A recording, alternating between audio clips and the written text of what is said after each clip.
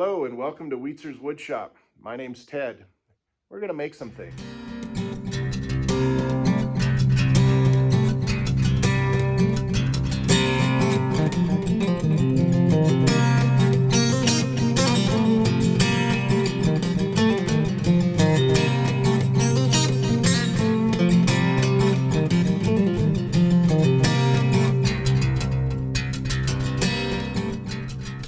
Alright, welcome back to the channel. So here it is, my sea otter. I even got some wood chips in it. Oh well.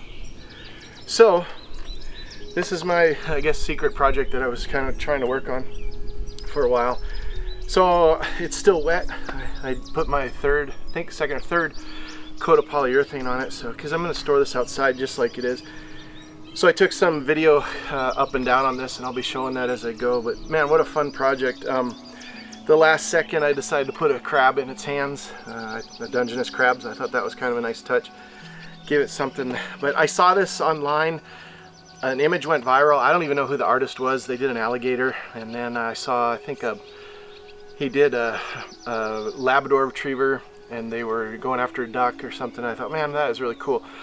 Then I found out that he's kind of using like a CNC machine, and that's how come it's so beautiful. But this was all freehand, so as I talk about it, I'll try to do some shots of the stuff that I did real quick. So I had an accumulation of images that I just put all together. These feet sticking out, the tails, I had different positions of the hands, the face or the head. I could have done better. I could have probably done a lot better. I didn't rush it. It's just at the angle it was at, I had a hard time visualizing, putting the composure together just to see, how it was going to go. But in the end, it worked out. It's still a good-looking animal, so it doesn't. And everybody knows, like when they look at it, I tested it on the neighbors already. They knew it was a sea otter, so mission accomplished.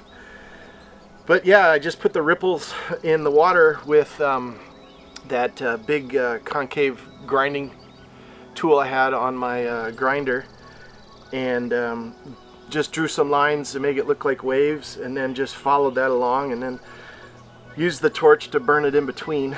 So it just gave it, depth, gave it contrast and depth, so worked out pretty good. Left the head a lot lighter, didn't burn it. Did the eyes and the ears, so they stood out a little better.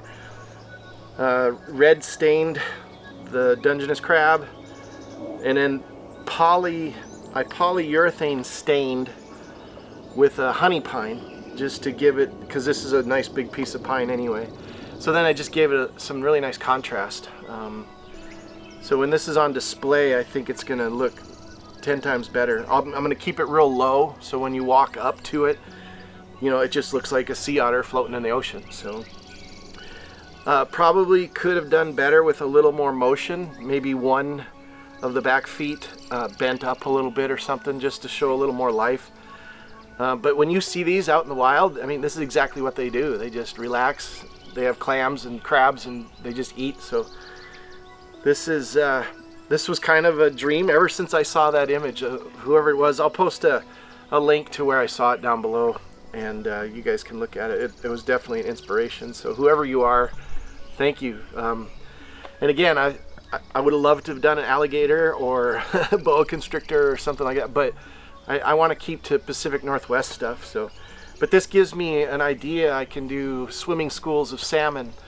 I can do orca fins, or pilot whale fins, or gray whale fins, or and then just make it look, some kind of movement, some kind of fluidity, I guess you could say, with the ocean. So, but yeah, it's got late. I got home from work, and I decided to film this while the sun was still up. Hopefully, I'm not too overexposed. Got a great tip from a great guy today from Montana that. Basically said my audio is horrible, so I need to improve on that stuff. He actually checked out my channel for me, and God, I love that criticism. you know, people that are doing a good job like that, like he is, and you're able to get that constructive criticism from somebody. So today I took his advice. I'm using a high quality microphone, so hopefully you guys can hear me. I'll edit this video anyway to make the sound a little better.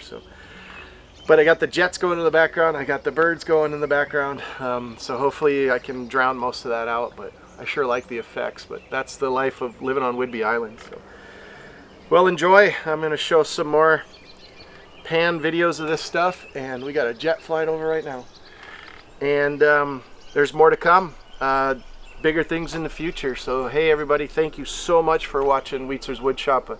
I appreciate you guys so much. The subscribers are adding up. I must be doing something right, so I'll keep doing this kind of stuff. I got some more really big projects coming up, so stay tuned and keep supporting my channel with a like and a subscription, and we'll see you on the next project.